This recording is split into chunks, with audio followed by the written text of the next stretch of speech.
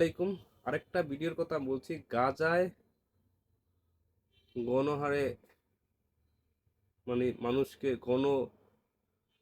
ভাবে মারতেছে, সেখানে দেখালো, অনেক জায়গায় দেখাচ্ছে মিডিয়ায়, প্রায় 53,000-এরও বেশি, না 53 লাখ, না 53,000-এরও বেশি মানুষ মারা যাচ্ছে।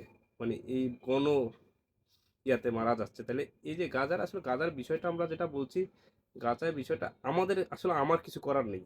আমি হয়তো আল্লাহর কাছে দোয়া করতে পারি যে গাজায় যেভাবে মানুষ প্রাণহানি হচ্ছে, প্রতি ঘন্টায় সেকেন্ডে সেকেন্ডে যে প্রাণহানি, বা যেভাবে মানুষ গণভাবে যেভাবে মারতেছে গণহারে, সেটা আসলে জানি না, এটা আল্লাহরই হুকুম। আল্লাহ যা করে মানুষের মঙ্গলের জন্য, আমরা বলে থাকি, এটা বাস্তব। তবে ওটা হয়তো এই সাধারণত পাওয়ার পাওয়ার মতো। তবে আমরা আল্লাহর কাছে দোয়া করি যে আল্লাহ তাআলা এরকম যারা মানুষের উপর জুলুম করে তাদের আল্লাহ বিচার করবে, এবং এই জুলুমকারীদের সর্বোচ্চ সাজা হবে। এবং যারা এই জুলুম করতেছে তাদের জন্য কিয়ামতের দিন একদিন হবে। তবে আল্লাহ তাআলা বলছেন মুসলিমদের একদিন বিজয় হবে। সেজন্য মুসলিমরা এক হতে হবে।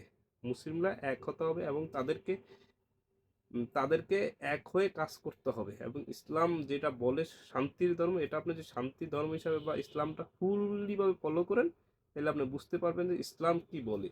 ইসলাম শান্তির ধর্ম। এখানে মানুষের জয়ী ঝামেলা বা কোনো ধরনের মারামারি করার জন্য না। যদি আপনার উপরে কেউ আঘাত করে, তাহলে আপনি তো অবশ্যই মারবেন। মারবেন না? কি বলেন? আপনি মারবেন না? আপনাকে বলছি, আপনি মারবেন না? অবশ্যই মারবেন। কারণ আপনাকে কেউ মেরেছে, আপনি তার প্রতিশোধ নেবেনই। কিন্তু অন্যায়ভাবে কেউ আপনাকে মারতে পারবে না। আপনি অন্যায় করলে তার বিচার হতে পারে, কিন্তু আপনি অন্যায়ভাবে কাউকে মারলে আপনার তার বিচার দিবেই, বা তার প্রতিহার আপনি পাবেনই।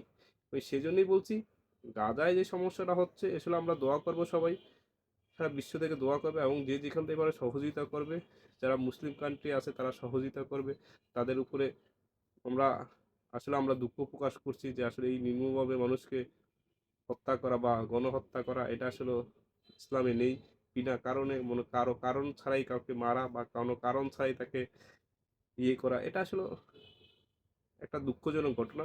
তারপরে আমরা আল্লাহর কাছে চাই, আল্লাহ যেন সবাইকে হেফাজত করে এবং তাদেরকে রক্ষা করে, এবং তাদের জন্য আমাদের প্রাণডালা দোয়া রইল। এবং আল্লাহর কাছে দোয়া চাই, আল্লাহ এই পরিত্রাণ চায় তাদেরকে থেকে, তাদের যে পরিত্রাণ বা তাদের যে অবস্থান, এটা থেকে তাদেরকে পরিত্রাণ করুন, এবং তাদের জন্য রহমত দান করুন, এবং তাদেরকে মাফ করে দেন আল্লাহ। যদি তারা কোনো কারণেই কোনো হিংসার শিকার হয়েছে, যেভাবেই হোক না হয়েছে, এবং তারা সেই থেকে তাদেরকে মাফ করে দেন এবং তাদের উপর দয়া আনুন আল্লাহ। আল্লাহ একমাত্র সর্বশক্তিমান, যার উসিলায় আমরা পৃথিবীতে বেঁচে আছি, আমি সুস্থ আছি, আপনি সুস্থ আছেন।